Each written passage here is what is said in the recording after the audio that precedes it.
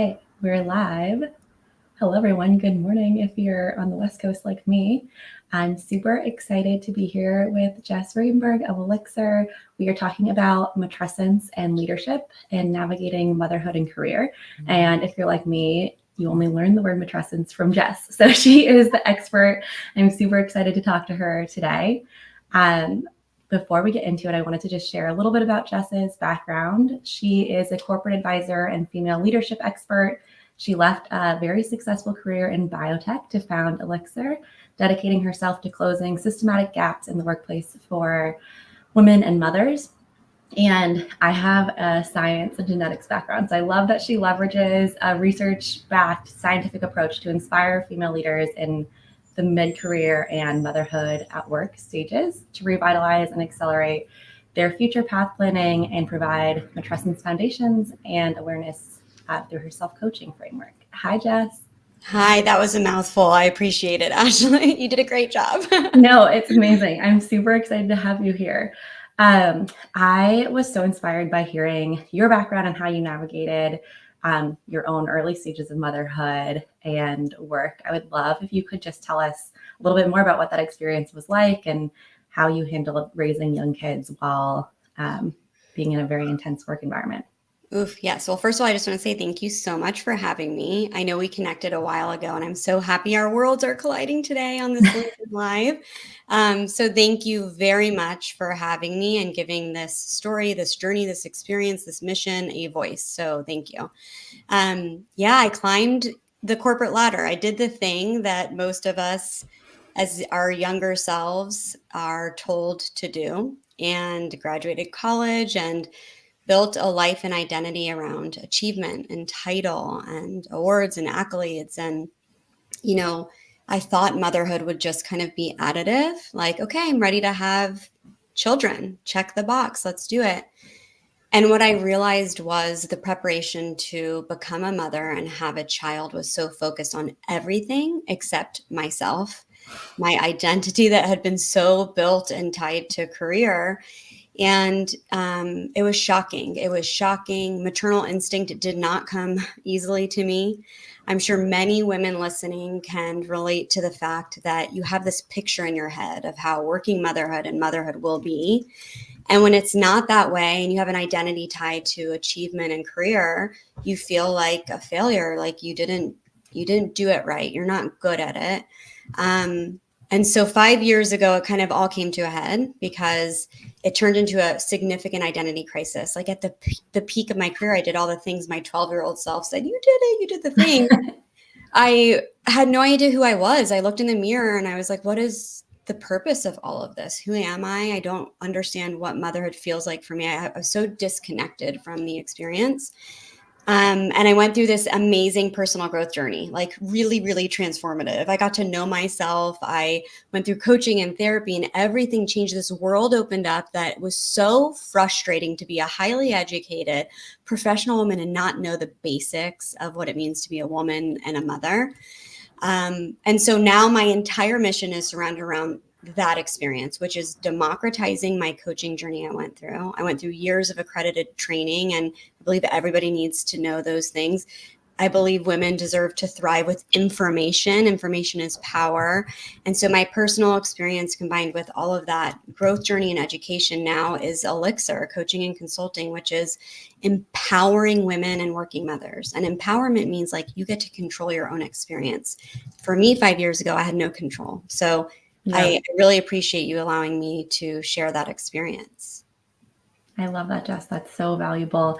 And I think it's so interesting. We are raised with these very corporate standard definitions of success. And even I'm sure you've experienced this stepping away to start ELIXR, to start Sundays, a big mental shift I had to make was like, what does success mean to me? Like, I'm not going to get a 4 on my annual review, and I'm not going to get a title bump and things like that. So redefining that, I think, is so key to kind of taking control of where you want to go. And especially when you add in all the complexities of matrescence at the same time.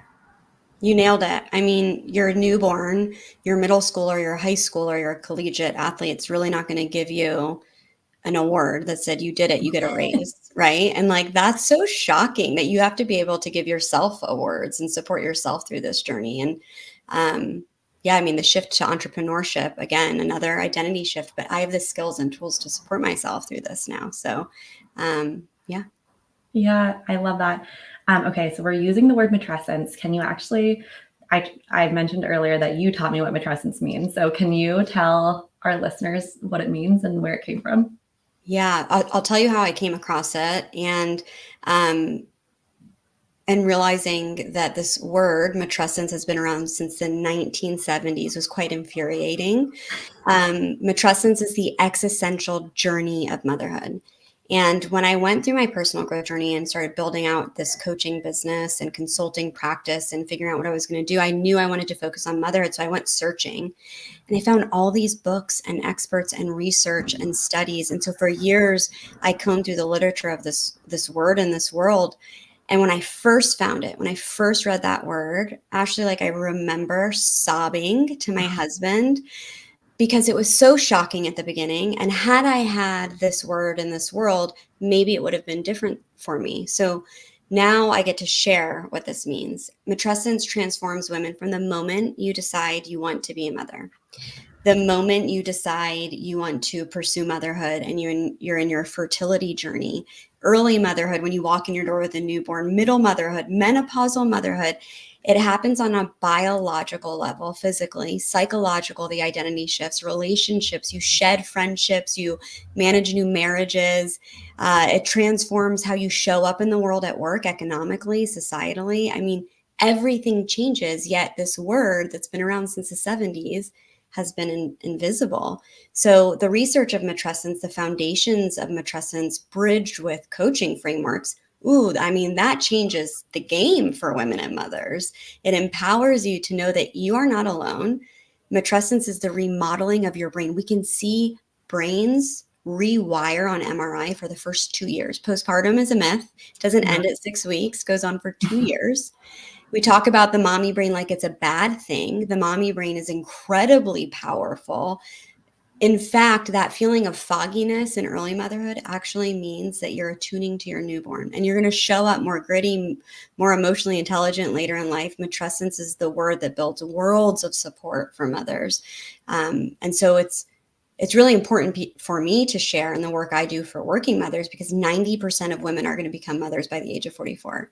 Yet nobody knows the word for the experience they're going through. How is that? How is that possible? Yeah, that it's so crazy that things like that get hidden. And I think that is common across kind of the medical landscape of women's health in general. But I'm so grateful that you're bringing this word to light and giving, I think it's powerful to give a name to it so that we can acknowledge that it's actually happening. There are real changes happening, and we shouldn't necessarily expect that we're just going to be the same exact person that we were before having children as we are after. Hands down. And you nailed something so critical. Remember, my background's biotech and rare disease specifically. We don't really do a good job at prevention. We treat symptoms, we diagnose people, and we tell them how to feel better potentially. With matrescence, it's prevention from potential postpartum anxiety, depression. What would that world look like if you knew what you were experiencing potentially was normal for some? Burnout. If you had a name to the experience you were going through, you can build the support you need in your own individual experience. So matrescence is also preventative measures to poor outcomes at every stage of motherhood. So yeah, I think it's probably the collision of my clinical background with the modern world of coaching frameworks. Yeah, that's so wonderful. And we didn't chat about this before, but is there kind of a medical side of matrescence that's like getting more attention at all right now?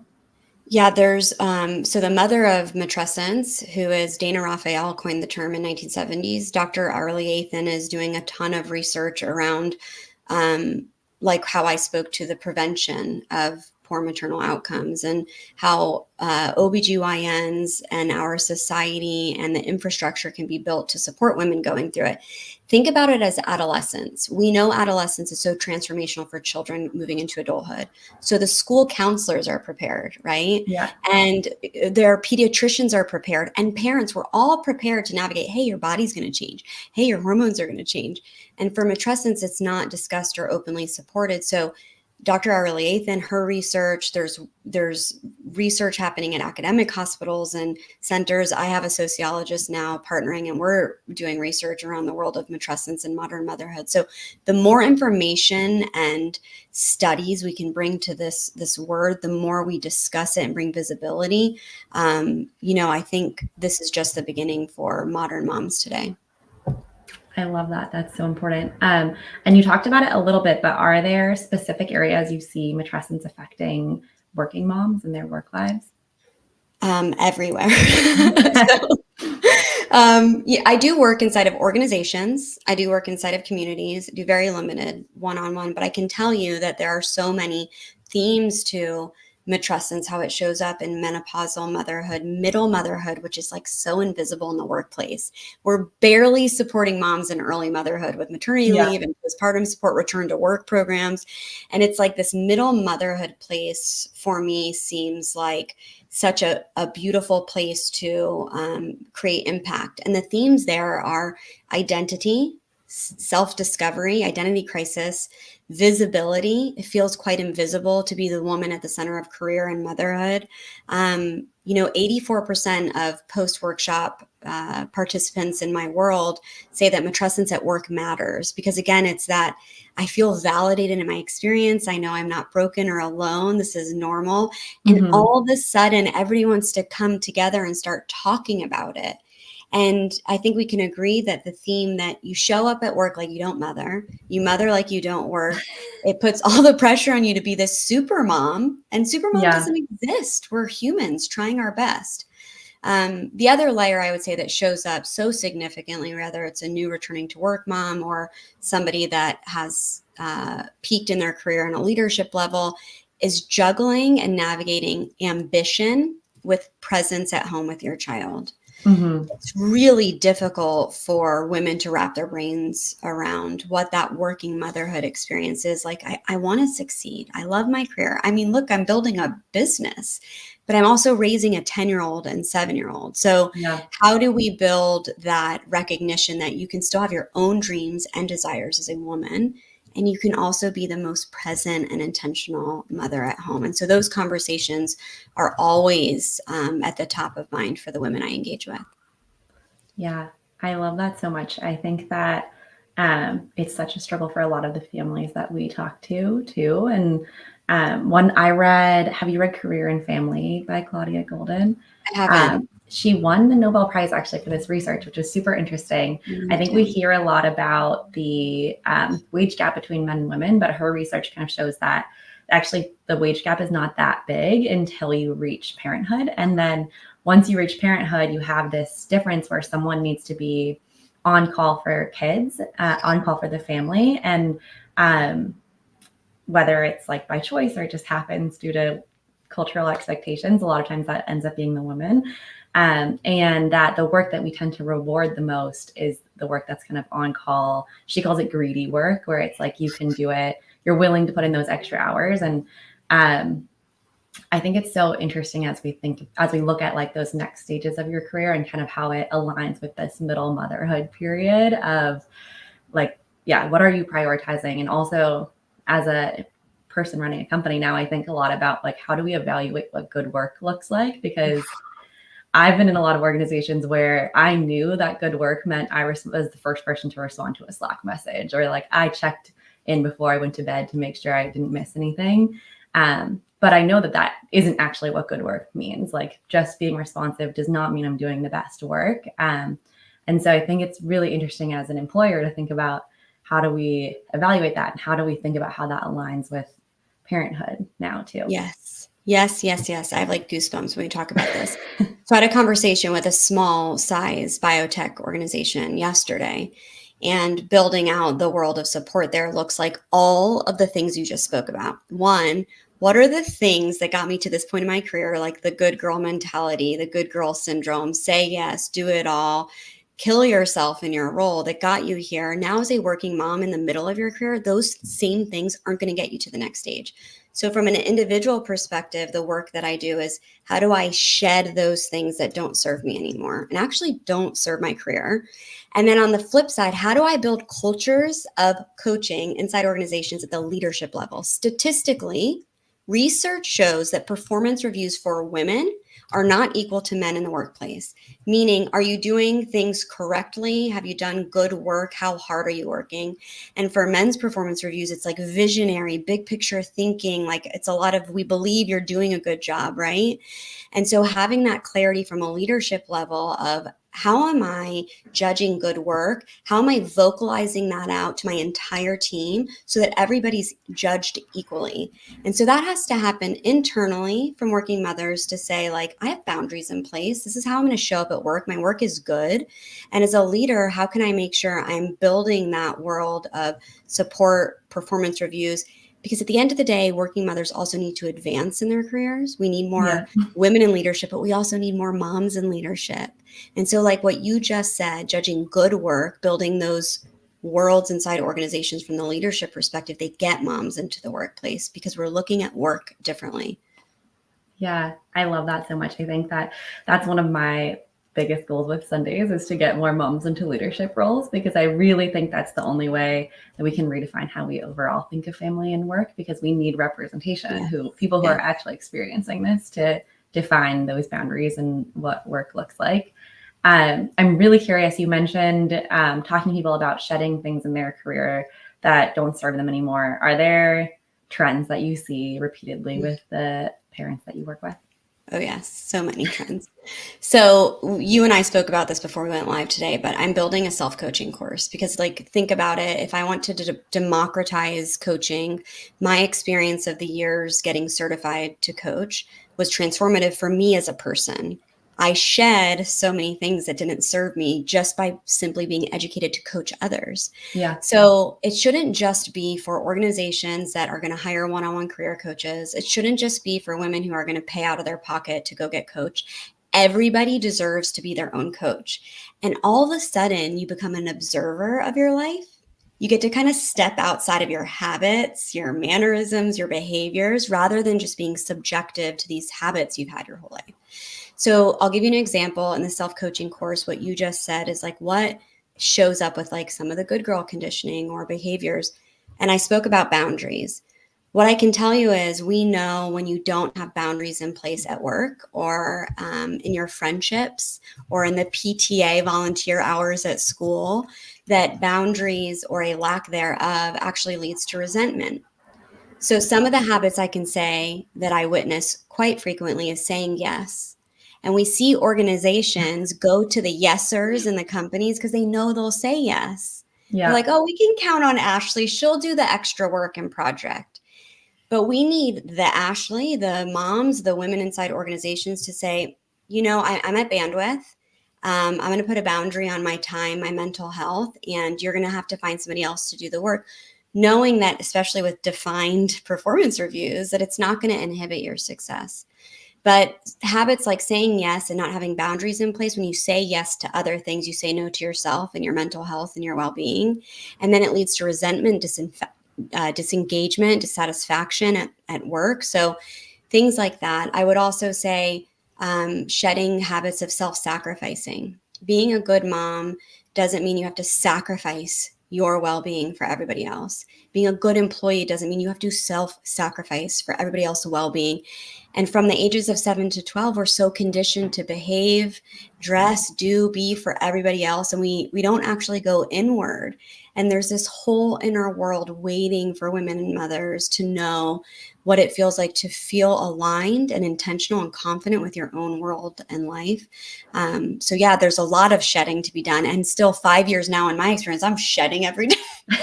I'm still learning. And that's the human experience, is just growing and knowing that at the end of the day, your goal and mission is to feel validated in your experience, to love yourself more than anybody else, to be able to handle change, because the only constant in work and life and motherhood is change. That's it, is hurdles.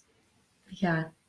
So powerful. We are getting some amazing comments from people listening about how powerful it is for them to hear the word matrescence and to understand what these changes are. So I'm so excited, Jess. And the thing that you said about, I didn't know this developmentally about being 7 to 12 and how much you're learning to appease the outside world. I always am like, I have a couple of nieces and nephews, and I'm always so intrigued by how much, like, especially the girls are kind of absorbing all of these like outside feelings and taking that upon themselves. And I notice myself every day having to like push out some of those feelings of like wanting to just make other people happy or knowing what those standards are for other people. So interesting. And I think that as you're emerging as a mother, that sounds even more important. It's critical. I think the most beautiful part of self-coaching and realizing these invisible parts of our lived experience, our children witness it. So I actually have a 10-year-old boy, right? And I can see some of the habits of like, I'm going to grin and bear it. I'm going to get through this and muscle through, like the rigidness of like the masculinity part of the world. No one ever taught me how to speak kindly to myself in my life. So I was quite critical. I would always look at all the things that were going wrong in my life instead of what was going right, because I didn't know the inner voice or inner world existed. So I get to talk about those things with my son. And when he's up on a pitching mound, struggling, and like the hardest of hard for him in that moment, he's not performing well. I have goosebumps talking about it. I know he's going to speak kindly to himself. I got this. You can do this, Leo. I will watch him take a deep breath, because we talk about the fact that you're activating your parasympathetic nervous system by simply taking a deep breath. Like those things that are foundational to human flourishing, it shouldn't be on you as a woman and a mother to find out and then hope our children end up okay. This is generational changes happening. It impacts the bottom line of companies. It impacts you, your burnout, your mental health, your well-being, impacts the next generation. It has to happen. These are changes that have to happen. I love it. Okay. One thing we were talking about before we got on, and that I haven't shared very widely, but I'm expecting my first in March of next year. I really started Sundays because of my own mom and her experience in the workforce. And it's super interesting as I enter this phase of life to think about how excited but also scared I am, because I do care a lot about my career and being able to build Sundays and be impactful there. I was wondering if you could share any advice you have for new parents, or also how to think about like what to expect in these different phases of parenthood and what might be ahead. Yes. Okay. First of all, we're going to practice together. Deep cleansing breath. Ashley, keep it in your back pocket for your entire motherhood experience. Yeah. That's number one. That's good. Breathing through matrescence. First of all, congratulations. I am so celebrating you. I am so excited for this journey for you. Motherhood is so beautiful. It's such a juxtaposition of feelings through pregnancy, through early motherhood, middle motherhood, the empty nesters I work with when their children are leaving their homes for the first time.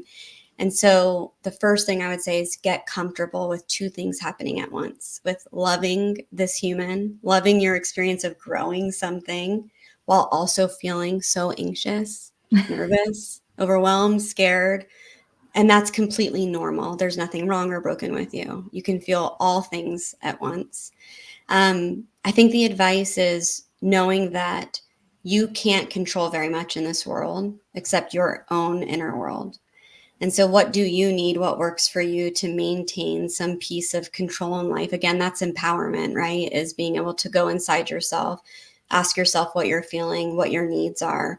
And nobody teaches mothers that. For women who have built companies or careers, you will lose control in a way you haven't experienced before. Sleep deprivation, sick babies, doctor's appointments and visits.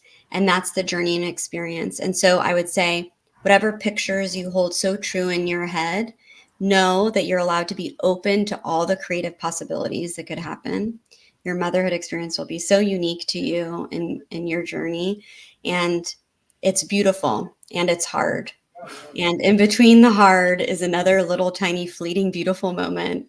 And so keep finding the good throughout, and know that this transformational journey you'll go through is seasonal. It's cyclical. Once you come up for air, you'll meet a new version of self, a new experience in your motherhood journey.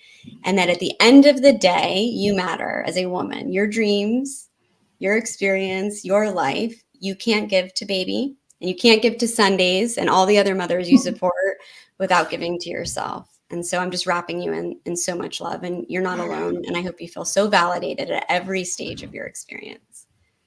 Thank you so much, Jess. I'm going to save the deep breath and I'm going to save that recording because I just need to listen to that every day. Yes. And I'm sure, I know that stands true for a lot of our listeners too, and just feeling validated in their own experiences every day. I really appreciate it, Jess. And yeah, thank you for taking this LinkedIn Live at this very personal time for me when it's especially helpful and important. Yes. One last thing. I know you talk about this on LinkedIn a lot because I see your posts and we know each other. Have your help lined up, have your VA, have all your people lined up to help you delegate and ask for help. Do it. Yeah, I love it. I'm learning from so many people. I mean, I've learned from so many parents that I've been lucky to talk to about what the experience is like and how they are handling it. And it's different for everyone, what works and what doesn't work. So I have a lot of ideas. So I'll be sharing those as I learn more too. And the other thing I'm trying to do is also get my husband to practice and get ready for what that structure might look like too, so that we can be in it together. A thing I see is like a lot of people, when they do look for success, is it falls like on the mom primarily or for support. The moms are kind of in charge of doing all of the coordination with support. And I don't want that to fall on me because my brain will explode. So, well, you're a human being, of course not. And you know, what's empowering is to know that if you do have a partner, if you do have a spouse, whoever is going to be a caregiver, is they actually go through their own form of matrescence. So your partner will go through patrescence, a term that exists. Caregivers who are very close with newborns will also go through neuroplastic remodeling. And so they go through their own journey as well. And I saw my husband and I's relationship really shift and change in those early days. I know for a fact I could not have done it without him. I had postpartum anxiety. I had postpartum depression. It was really hard at the beginning, and I was forced to lean on him. And what I realized now looking back was I felt like I was failing, and it was a weakness. And it was just a shift in our relationship. And again, it was a season. I came up for air and I figured out motherhood for me. But you nailed it. It's so unique. It's your own experience. And instead of looking out to benchmark good at social media, your friends, your family members, just remember that it's your own unique experience, and it just liberates you. It like takes away the ball and chain from this motherhood experience to say, what does good look like? Let me look outward. Yeah, I love that. That was actually going to be my next question, is if you work with people at all and like redefining what success means after they have this huge life-changing experience. Yes, it's so funny. I did a really fun workshop with Women in Innovation yesterday, a global organization supporting women. And the workshop was the neuroscience of empowerment. We talk a lot about redefining success. You know, success in motherhood, it really does relate to success in our careers too. Oftentimes we define success by what we should be doing. We live a lot of shoulds. We look outside of ourselves, or even we look to our past selves. So how often have you had this picture in your head since you were a teenager, collegiate, student, early career of like what you wanted to do your whole life? And you're almost like stuck on autopilot to go work and do for that definition you've been living for. A lot of the work I do in the self-coaching course, inside organizations, workshops, one-on-one, however I show up, is what does success mean for you professionally, as a mother, as a woman? And how can you make sure that they align with what matters most? What are your priorities right now? The beauty of having your own definitions in your life is at each stage, at each week or year, you get to redefine them because your priorities shift. The values and what matters most for you shifts. Your identity changes. You're not the same person that climbed that corporate ladder 10 years ago or 5 years ago or 1 year ago. So for right now, today, what does success mean for you? What matters most? And then you get to take really clear, aligned actions based off of your own internal definition rather than everybody else's. That's so powerful. I think this might segue well. I was really curious. You brought up how you're building out your self-coaching course earlier. What does self-coaching mean? And do you have any favorite quick tools that we might be able to try today besides deep breath, which already is important? Yes. My other favorite one, when you're anxious, you're about to talk or perform or go on a LinkedIn Live, you can do 2 short nostril breaths and 1 long one. Great one.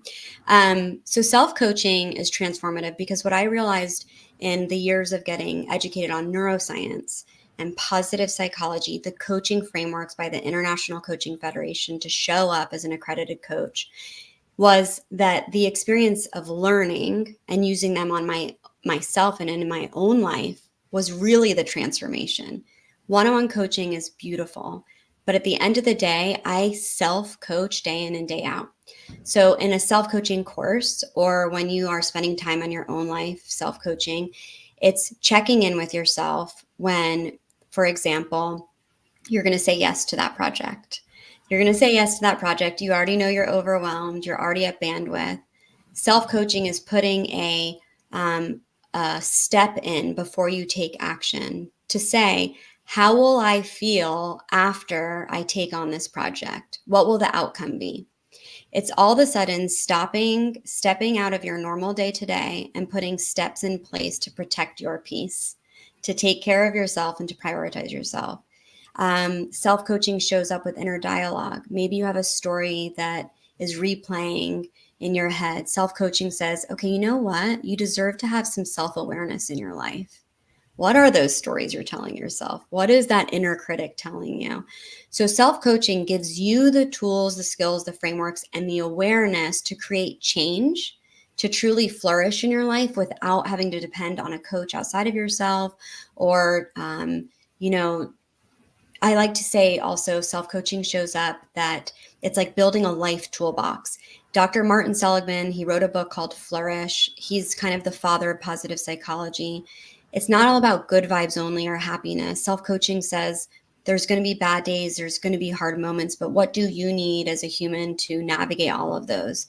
So in my self-coaching course, there's tracks for working mothers, there's tracks for ambitious women leaders, and you get to build your own toolbox that you can use and depend on yourself to navigate all the obstacles and hurdles in life. Because at the end of the day, that's what it is. What do I need in my own unique experience to navigate this hard moment, to advance in my career, to go after the promotion, to self-advocate and ask for help? All these things that were so hidden to me until I went and paid tens of thousands of dollars to get certified as a coach. Everybody deserves to have these tools. I'm so excited for more people in the world to get access to this. And I think I've had some great coaching conversations in the past, but they sometimes feel like a one-time thing. And it's like you're dependent on other people to like come in and give you advice. I love that having this set of tools and naming them and knowing that you can go to them at any time and pull them into your day-to-day. I think that's going to be so exciting. And I'm personally excited to really try it soon. You have full access, Ashley. Amazing. Okay, I'm super excited for that. I would love to hear a little bit more about what you do for organizations. Actually, my background was in healthcare benefits for a little bit. So one really interesting trend I noticed that you touched on is that organizations are starting to support people in early parenthood. I feel like that first year of parenthood, there is some support. But I noticed a huge drop off after that, where the next 18 or 20 years that you're still working and you have children that you're supporting are really missing in how we think about supporting working parents. So I'd love to hear how you think organizations can do better overall, and then also where you and ELIXR come in. Oof, that is an exciting question, because in year one of build out with a company like this, I'm sure you can relate. You're trying to figure out, how do I serve the world? Where does my business show up? How do I scale and build this out and serve? So at the end of the day, ELIXR's goal is to empower women and working mothers. I like to say The system is definitely broken. We need to fix the system. But in the meantime, we also need to support women while we fix the system. And so the work we do inside of organizations is education. How can we inform and educate and provide insights like matrescence? Like I said, 84% of participants after a workshop say, man, matrescence matters. Why don't we know this exists? Yeah. Well, without the implementation part, we just provide really useful information. And after working in a Fortune 500 and watching speakers speak and being, really inspired in moments of workshops, it kind of like dies off a cliff afterwards. So, right, like you go, you're inspired, you have that aha moment, and then it ends. And I see it in the, Women and Allies group and the ERG groups I do. And so what I'm calling for the reform is not just educational workshops, but sustained and implementation for the women to be able to have self-coaching tools, for leaders to build out worlds of support for working mothers, to bring visibility to motherhood.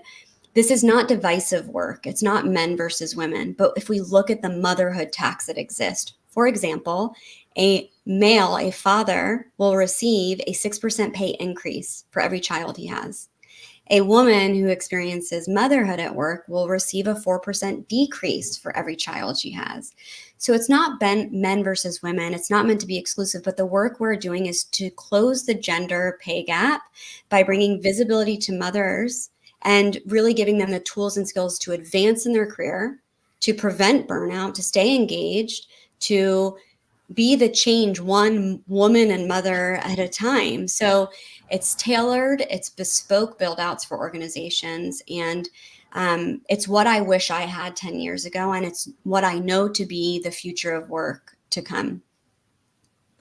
I love that. So powerful. I'm just so excited about everything you're doing, Jess. I'm just going to keep repeating that.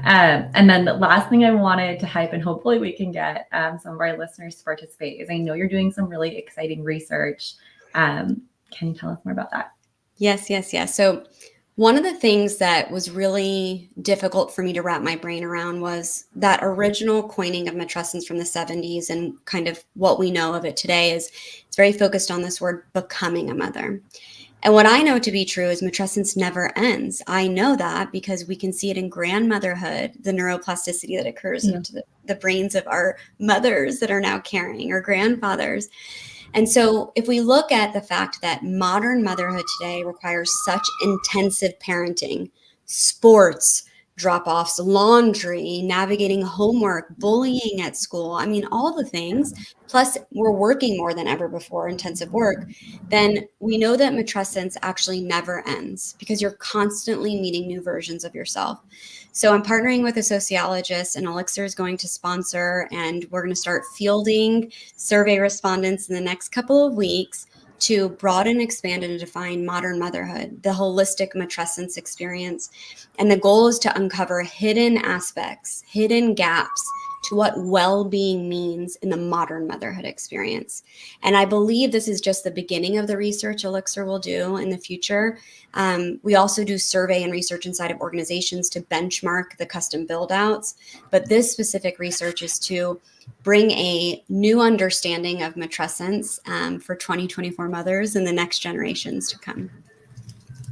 That's amazing. I love research, and I think there just is not enough research in this space. So I was hoping Jess would already be able to tell us all the things she's learned, because I know she's going to learn so much, but we'll have to talk to you again and get a recap of all the learnings that you have from us. Please. The research will be publicized. We've just submitted to the Museum of Motherhood to present our readout and our research in the spring. So please participate, mothers of all ages, all ethnicities, all backgrounds. I know Ashley said she would share the link out. If you have mothers, sisters, friends, please participate. Our goal is expansive, and we really want to use a broad range of geographical experiences and mothers in the workplace today. Okay, I'm commenting it right now, so hopefully it will make it there. If you are on here, yeah, I think it made it there. I'll also comment again once I can get onto actual LinkedIn. But thank you so much, Jess. This was such a wonderful conversation. Just in case the links didn't make it there, where can anyone find out more information about you and the work you do online? Perfect. Yes. Thank you so much for having me. I genuinely am so appreciative to you. I'm so excited for your motherhood journey. I'm so inspired by the work you're doing with Sundays. And they can find me on LinkedIn, Jess Ringgenberg. You can also find me on my website, ELIXR, one I, because there's only one you, and elixircoaching.com. So we will support you inside of communities. You can also find me in the Society of Working Moms, a beautiful community of working mothers. I provide group coaching as the resident coach there.